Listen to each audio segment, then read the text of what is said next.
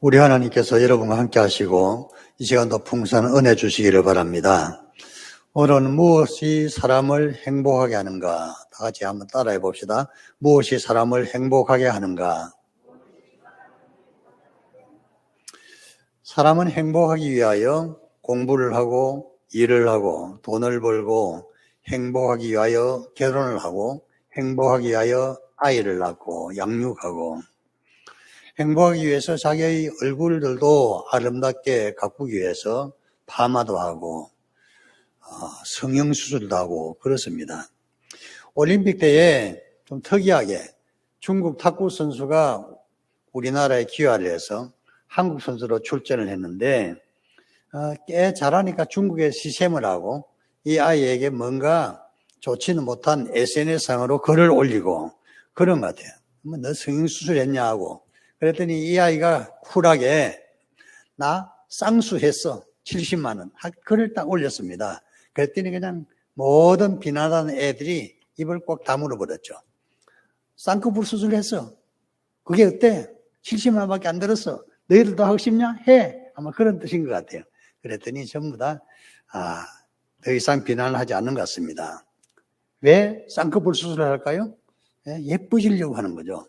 예쁘면 어떻게? 좀 행복할까 싶어서 또 좋은 남자 만날까 싶어서 그렇게 쌍꺼풀 수술도 하는 것이죠.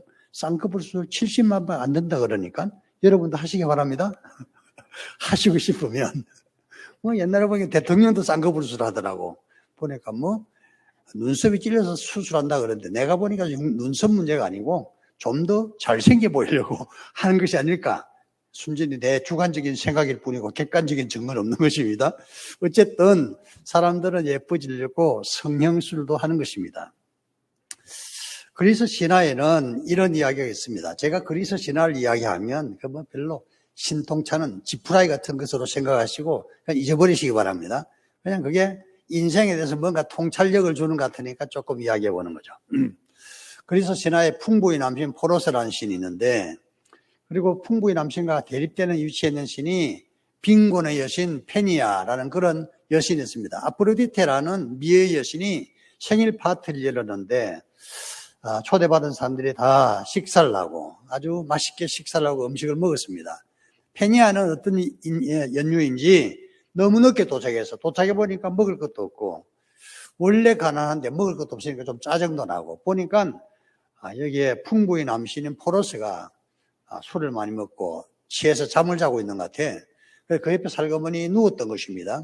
그러나서 임신을 하고 이 페니아가 아기를 낳게 됩니다. 태어난 아기 이름이 에로스라는 아이인데 보통 우리 에로스라는 좀 나쁜 걸 연상하기 쉬운데 원래는 에로스라는 것이 그런 이상한 쪽이 아니고 에로스라는 것은 이렇게 풍부의 남신과 빈곤의 여신 사이에 태어난 그런 또 다른 신이고 그 신이 의미하는 것은 아버지의 풍부함과 어머니의 빈곤함을 같이 가지고 있다는 것입니다. 그래서 자기가 무식하기 때문에 지식을 추구하고 가난하기 때문에 부여를 풍요한 것을 물질을 추구하고 그리고 못생겼기 때문에 미를 추구하는 추하기 때문에 미를 추구하는 자기의 부정적인 모습에서 좋은 것으로 끝없이 나아가는 그것이 인생이 아니겠는가 하는 그런 생각으로 이 신화를 만든 것 같습니다. 자, 그런데요. 이 신화 주제가 뭐인가 하니 사람은 좀 더 많이 가지면 행복할 것이다. 또 사람도 좀 더 잘생기면 행복할 것이다. 사람은 사회적 지위가 높아지면 행복할 것이다. 지혜와 지식이 많으면 행복할 것이다. 변호사가 되면 행복할 것이다. 그런 생각으로 살아가는데 진짜 그렇게 되었을 경우에 행복할 것인가? 그게 또 문제인 것입니다. 만약에 가난한 사람이 돈이 많으면 행복할까요? 아니면 사회적 지위가 높지 못한 사람이 사회적인 지위를 높은 지위에 올라가면 행복할까요?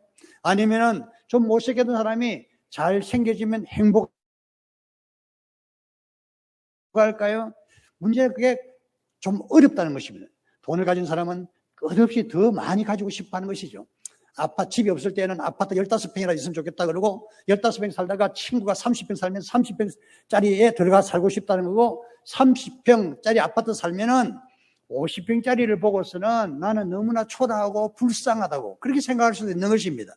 사회적 지위랑도 마찬가지죠. 급수가 끝없이 올라가는데 1급에 올라가고 그 위에 국회의원 올라가고 뭐 장관 대통령이 돼도 여전히 만족스럽지 못하기 때문에 대통령까지 한번 해볼까 하고서 온갖 사람들이 설치고 그러지 않습니까?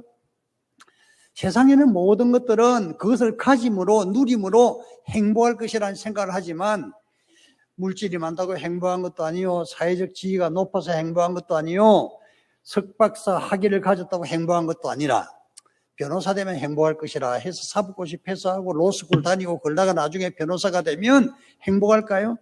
우리나라 변호사 중에는 제대로 변론을 맡지 못해서 알바하는 사람들이 있대요. 편의점에 가서 카운터 보고 아니면 주유소 가서 기름 넣고 그런 변호사도 있다 그래요. 왜 그럴까요?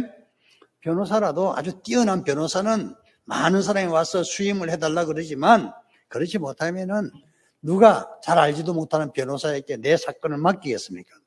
그러니까 이 세상적인 어떤 것들이 우리를 진정하게 행복하게 한단 말하기가 어려운 것입니다. 오늘 성경 말씀에는 인생의 진정한 행복에 대해서 말씀을 하고 있는데 이 말씀은 원래가 하나님과 더불어서 바른 관계 속에서 참된 평화와 안식을 누려야 할 것이라는 그 말씀이 주제이지만 그게 사이드로 좀 옆에서 또 다르게 보면은 또 다른 말씀을 우리에게 주고 있는 것입니다. 제가 이 말씀을 읽고 묵상하면서 준비한 이 말씀을 통해서 저도 은혜가 되고 여러분에게도 은혜가 충만하시기를 바랍니다. 오늘 말씀으로 우리 모든 성도들이 행복한 성도들이 되시기를 주님 이름으로 축원합니다. 우리 행복한 성도들이 되기 위해서 첫째는 오늘 말씀을 통해서 본다면 사람이 믿음으로 살아갈 때 행복하게 되는 것입니다. 믿음으로 살 때 행복해집니다. 오늘 말씀 5장 1절에 보면 그러면 우리가 믿음으로 의롭다 하심을 얻었은저 우리 주 예수 그리스도로 말미암아 하나님으로 더불어 화평을 누리자. 믿음으로 하나님과 바른 관계에 있을 때 우리가 화평, 평화로운 관계, 하나님과 평화로운 관계에서 우리 인생이 행복하다는 것을 말씀해 주는데요. 이 믿음이라는 것은 사람과 하나님과의 관계에서 사람이 하나님 믿는 것이 하나님의 인정을 받는, 그래서 너 오케이라는 그런 직접적인 뜻도 있지만 사람과 사람 사이에도 믿음이 없어지면 불행해지는 것입니다. 그래서 다른 사람을 믿어줘야 된다는 것이고 다른 사람에 내가 신임을 얻어야 인생이라는 것이 행복해지는 것입니다. 하나님을 믿을 뿐만 아니라 다른 사람들도 믿고 다른 사람들이 나를 믿을 때에 우리 인생은 행복해지는 것입니다. 만약에 믿음이 없다면 어떻게 될까요? 아주 비참해지고 지옥에 떨어지게 되는 것입니다. 작년에 우리 지역 내 한 교회에서 불이 났는데요. 제가 기독교연합 회장이었기 때문에 많은 교회를 독려를 해서 모금을 하고 몇백만 원을 모아서 거기에 전달하고 그랬습니다. 근데 목사님이 이제 전부 모금을 하고 이곳저곳에서 다 모은 돈을 보니까 한 1억 한 6천주 모인 것 같아요. 1억 6천을 모아가지고 건축을 하려고 이곳저곳을 알아보다가 이 사람이면 적당하겠다 싶었는데 나중에 이야기 들어보니까 너무 조건이 좋더라고요. 돈 조금 들여가지고 교회도 크게 지어주고 사택도 크게 지어주고 그런데 그게 혹해서 그 건축업자에게 맡겼는데 기초공사를 하고 나서 이 건축업자 목사님하고 뭐 이야기를 하다가 목사님 통장에 있는 돈 1억 6천 한꺼번에 빼준 것입니다. 그러나 그 다음 날부터 건축업자가 현장에 나타나질 않았어요. 전화를 해보고 전화도 연락도 안 돼. 가려고 해도 찾아갈 수도 없고. 그래 경찰 도움을 통해서 뭐 왔다 갔다 알아보니까 어느 상에 그 친구가 깜방이가 있더래요. 교도소에.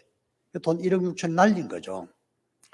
사람이 다른 사람 믿고 뭔가를 맡기는데 내 돈을 떼먹고 날라버리면 지옥에 떨어지는 것입니다. 사람이 믿음이 없을 때 이렇게 끔찍한 일이 일어나는 것입니다. 이 부분을 이 말씀을 통해서 우리 깨달아야 하는 것은 우리가 하나님을 믿을 뿐만 아니라 다른 사람에게 믿을 만한 존재가 되어야 하는 것입니다. 다른 사람이 나를 보고 저 사람은 믿을 만하다 이렇게 돼야지. 저 사람 뭔가 이상해. 그런 인상을 주게 되면 내 자신도 행복하지도 않고 다른 사람들도 행복하지를 않은 것입니다. 신학교를 졸업하고 제가 대학원을 좀 늦게 갔는데요.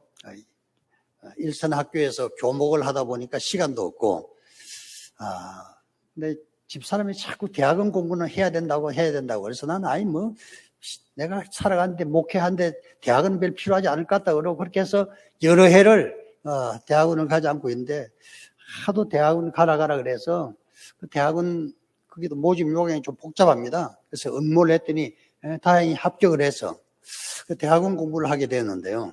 대학원 공부를 하다가 어느 날 보니까 한 10년 전에 신학교 다니다 잘린 친구 하나가 그 잘린 친구 하나가 왔다 갔다 하면서 뭘 팔고 있더라고요. 그래서 뭘 파는가 보니까 차콜이라는 것을 팔아요.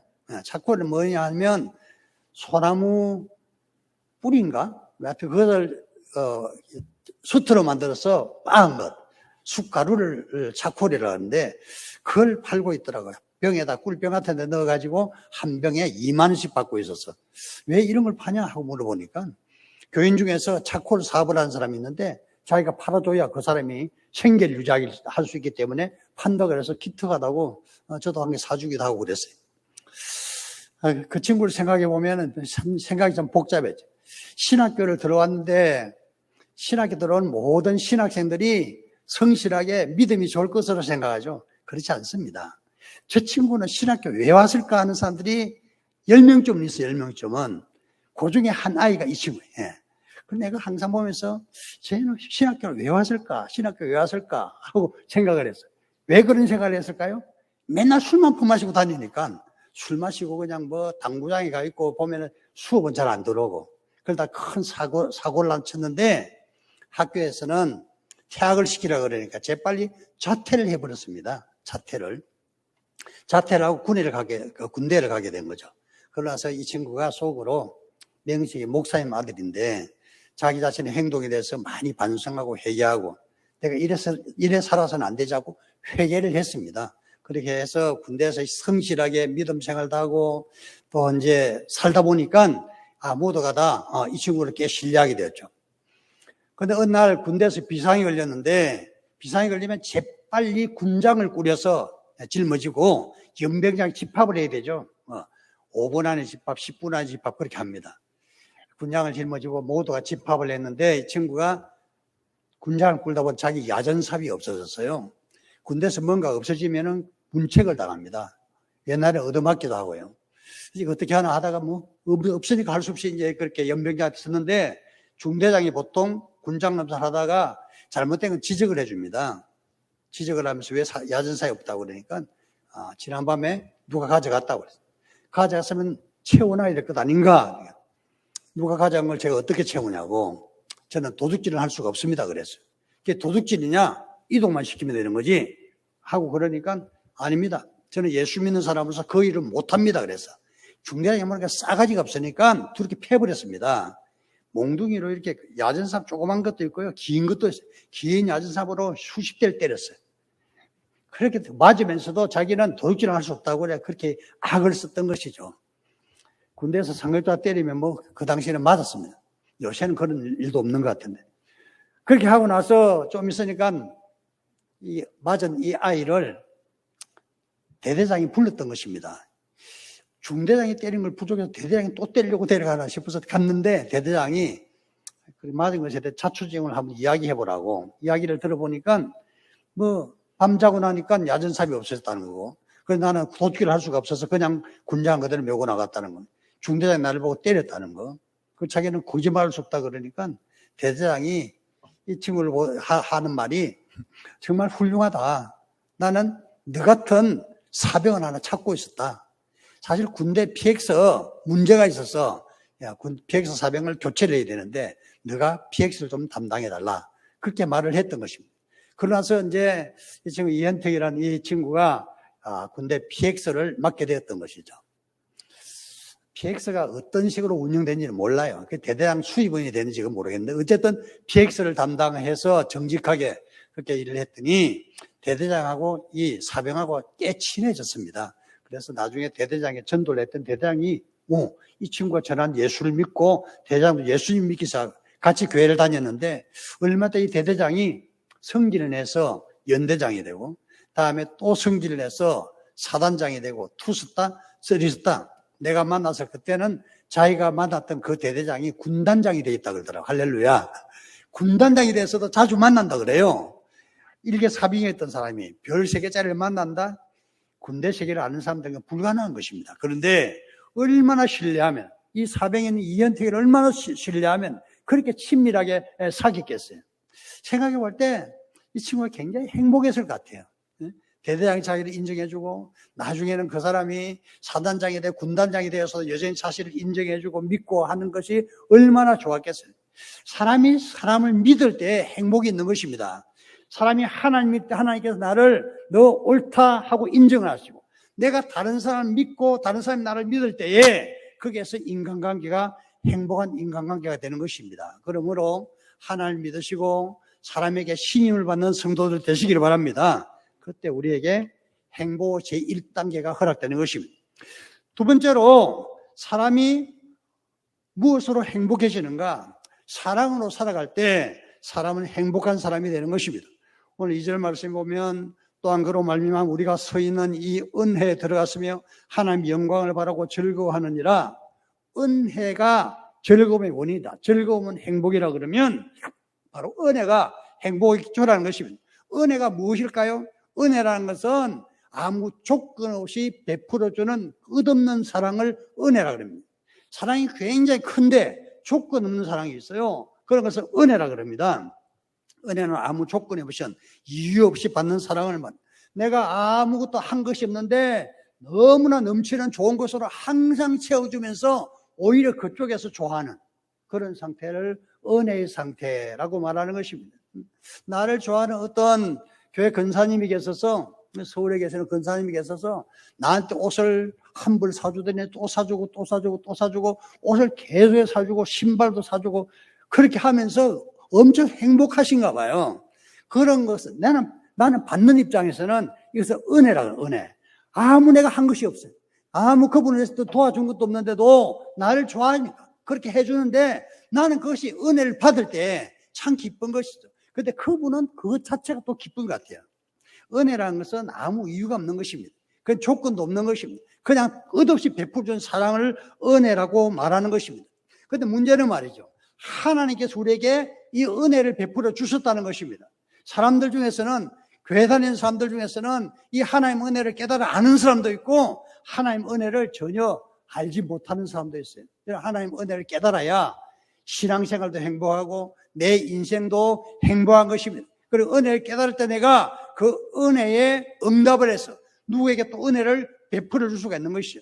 은혜 받는 것으로 100% 행복한 것은 아니에요. 은혜를 받을 뿐만 아니라 누구에게가 그 은혜를 다시 되돌려 줄 때, 은혜를 베풀어 줄 때, 그 사랑을 베풀어 줄 때 나도 행복하다는 것입니다.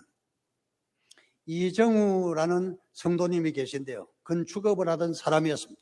대구에서 건축업이 잘 되다가 IMF 때에 건축업이 부도가 나고 망해버렸습니다.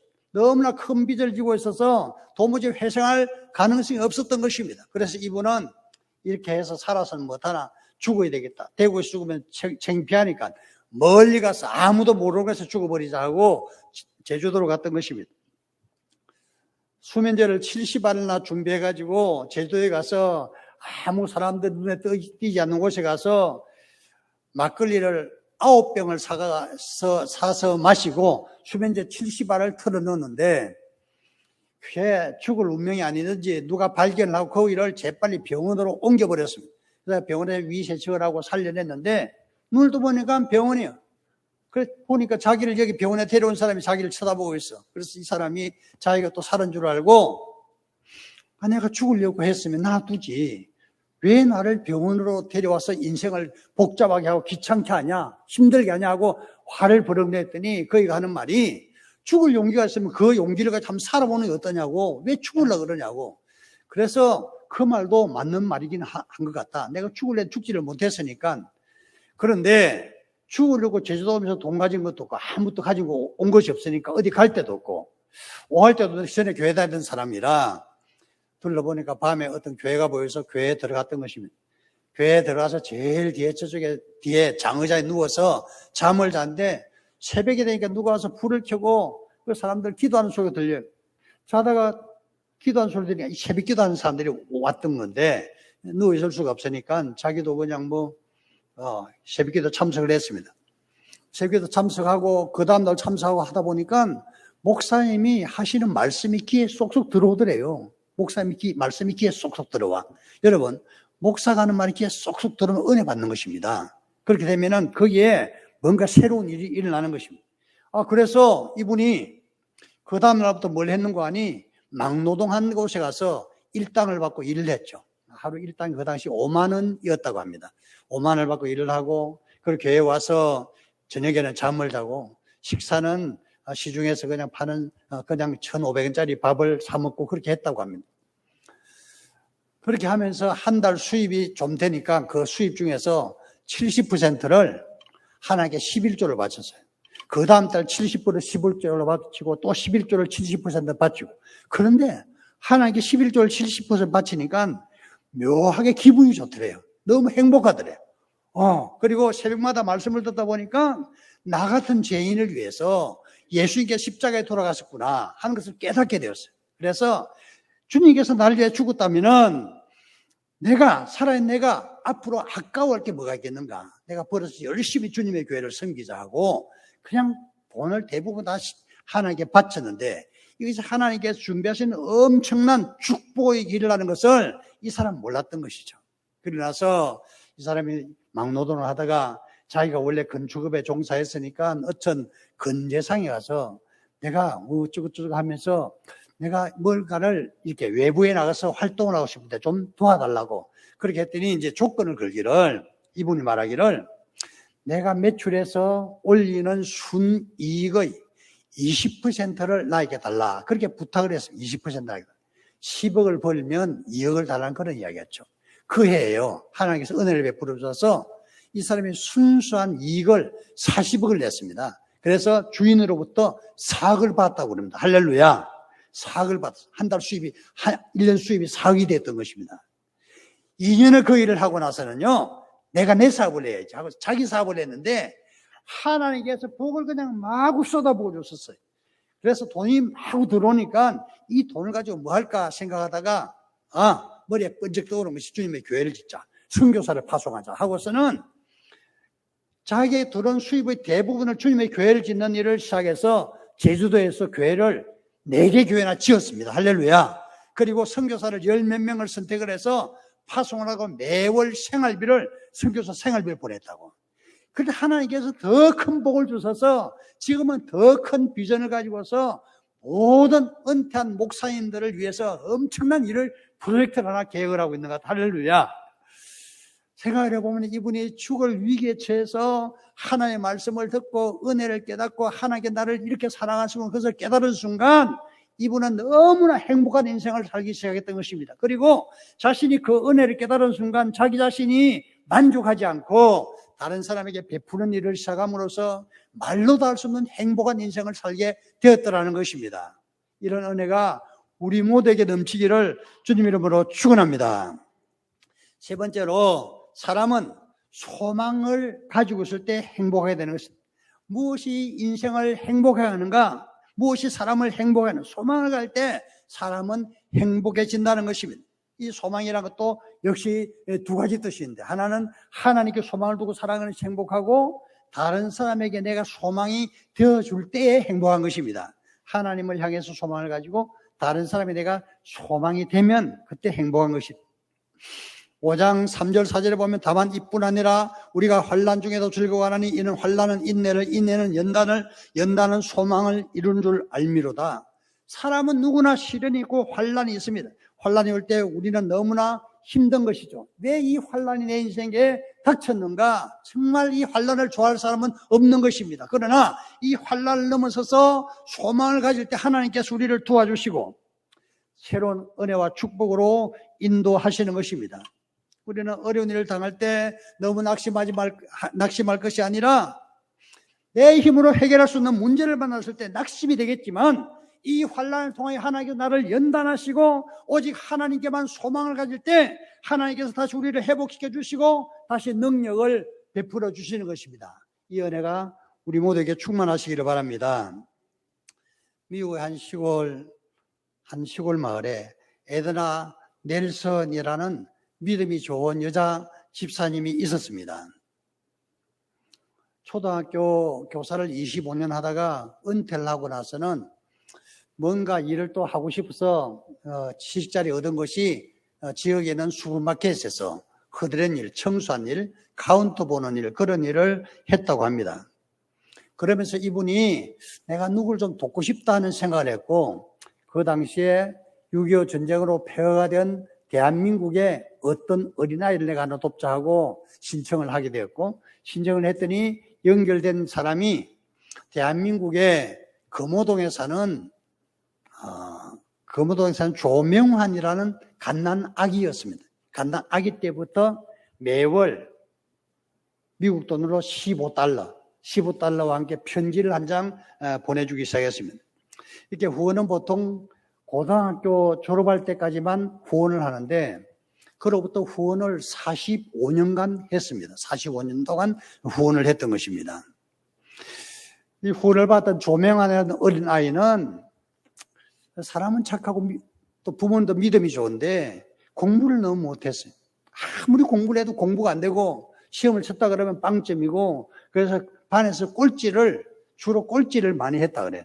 이분이 쓴 책 이름이 꼴찌 박사라는 책이 있습니다. 어쨌든 꼴찌를 하는 그런 아이였는데, 근데 후원을 받았는데 항상 후원금과 함께 편지가 동봉되어 오고, 편지 마지막에 항상 들어가는 문구가 있는데, 하나님이 너를 사랑하신다. 그분의 사랑을 믿어라. 난 널 위해 기도하고 있다. God loves you. Trust His love. I pray for you. 라는 이 세 마디 말이 항상 들어왔던 것입니다. 제가 생각할 때 이 말은 참 훌륭한 말 같아요. 여러분 자녀들에게 편지를 하면, 문자를 하면 이 말을 한번 해보시기 바랍니다. 하나님이 너를 사랑하신다. 그분의 사랑을 믿어라. 난 널 위해 기도하고 있단다. 이 말을 듣는 사람이요, 계속 들으면은 큰 힘이 된다고 합니다. 이 말 듣고서 이 어린아이가 그 어려움 속에서, 머리가 따라주지 않는 그 어려움 속에서 하나님을 붙잡고 희망을 가졌던 것입니다. 그런데 하나님께서 좋은 사랑을 붙여주셨죠. 고등학교를 다니는데 이제 졸업할 그 무렵에 아버지 친구가 건국대학교 미생물학과 교수를 하는 분 계신데, 그 교수님이 우연히 이 아이를 만나서 야, 너는 앞으로 뭐 할 거냐? 하고 물어보더래. 그래서 그 아버지 친구를 보니까 대학 교수님이니까 저도 대학 교수 하고 싶어요. 그랬대. 대학 교수 하고 싶다고. 그랬더니 그 친구 아버지가 물끄러미 쳐다보더니 너 대학 교수 하고 싶으면 건국대학교 미생물학과에 응시를 해라 그러더래. 아, 전 성적이 너무 안 좋아요. 그랬더니 신경 쓸 것도 없어. 건국대학교 미생물학과는 미달되는 과야. 그랬더니 미달되는 과. 그 성적이 꼴찌라 들어올 수 있다는 그런. 그래서 응시를 했더니 합격을 했던 것입니다. 근데 아버지의 친구가 교수님이에요. 주임 교수가 그 교수님이거든. 그 교수님 돌봐주니까 그래도 공부를 좀, 꼴찌가 하나 또 끈기는 있었어. 한번 책상에 앉으면 일나질 않다 그래. 계속 공부하고 머리가 안 따라주니까 열심히 공부를 했는데, 그렇게 해서 공부를 석사 과정까지 하고 미국에 유학할 길이 생기더래요. 미국에 유학을 해서 아리조나 대학에서 거기서 미생물공학으로 거기서 박사학위를 받던 것입니다. 그래서 건국대학교 연결하고 있었는데, 건국대학교에서 마침 대학 교수를 또 채용하고 있었어. 이분이 적격자다 해서 건국대학교 미생물학과의 교수로 채용이 됐던 것입니다. 할렐루야. 조명환이가 빵점을 받고 반수 꼴찌하던 아이가 대학 교수가 된 것입니다. 대학 교수가 된 이후에 더 연장 공부를 하기 위해서 미국에도 여러 번 가게 됐는데, 나중에는 미국에서 제일 유명한 하버드 대학교에 케네디 스쿨이라는 곳이 있습니다. 우리나라의 최고 경제 엘리트라니, 정치 엘리트들이 그 학교를 나온 사람들이 꽤 많습니다. 근데 케네디 스쿨에 들어갈 조건이 굉장히 복잡한데 거기다 합격을 해서 거기서 공부를 했습니다. 사실 성적이 좋지 않은 이 아이에게는 장래 소망이 없었던 것이죠. 그런데 이 아이에게 희망을 준 것은 하나님께서 너를 사랑하신단다. 그분의 사랑을 믿어, 하나님의 사랑을 믿어라. 그리고 내가 너를 위해서 기도하고 있다 하는 그 말 듣고 희망을 가졌던 것입니다. 여러분, 우리가 조금 부족해도 하나님을 향해서 희망을 가지고 있다 그러면 하나님께서 우리에게 은혜를 베풀어서 그 정말 절망적인 상황에서도 그 길을 뚫고 뭔가를 이루어주시는 하나님 줄로 믿습니다. 이분이 미국 유학하면서 자기를 도와준 에드나 넬슨이라는 그분을 양어머니라고 했는데, 보통 편지를 할 때는 수백 통의 편지를 그 양어머니에게 보냈는데 항상 사랑하는 어머니하고 편지를 보냈어요. 편지를 보내면서 특별한 일일 때는 더더구나 편지와 함께 사진을 보냈는데, 근데 그 어머니 나이를 계산해 보니까 어느 날 나이를 계산해 보니까 99세더래요. 그래서 내가 한번 뵙지 못하면은 그냥 영원히 뵙지 못하겠다 하고 어느 날 비행기를 타고 렌트카를 하나 빌려서 그 어머니 집에 갔는데, 문을 두들기니까 그 이모가 나오더래요. 어머니의 동생, 그분이 나오더래요. 네가 여기 웬일이냐? 그렇게 물어보더라고요. 그래서 어머니 한번 뵈려고요. 그랬더니 잠깐 기다리라고. 그래서 이제 에드나라는 그 어머니에게 연락을 했더니 우리 아들 좀 기다리게 해. 그렇게 말하더래. 무려 2시간을 기다린 이후에 나타나는데 왜 그랬을까요? 꽃단장을 하느라고. 45년 만에 만나는 아들에게 좀 더 예쁜 모습을 보이려고 99세 된 이 할머니가 목욕을 하고, 그리고 얼굴에 화장을 하고 루즈를 바르고 하이힐을 신고, 또 위에는 빨간 옷을 입고 밑에는 하얀 옷을 입고 그렇게 나타났다는 것입니다. 근데 이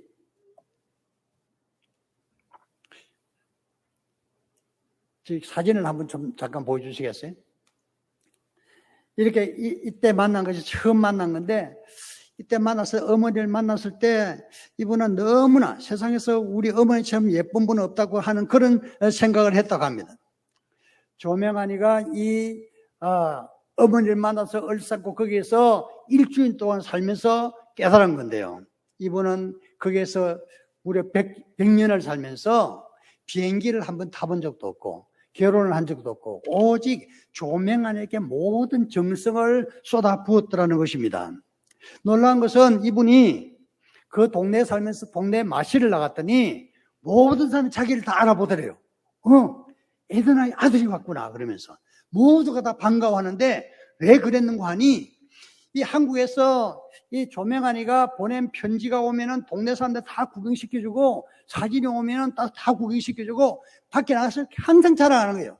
우리 아들 명환이가 초등학교 입학을 했대. 우리 아들 명환이가 고등학교를 졸업했대. 건국대학교 입학을 했대. 우리 아들이 박사학위를 받았대. 대학 교수가 됐대. 다 자랑을 했으니까 동네 사람들이 다 알고 있었던 것입니다.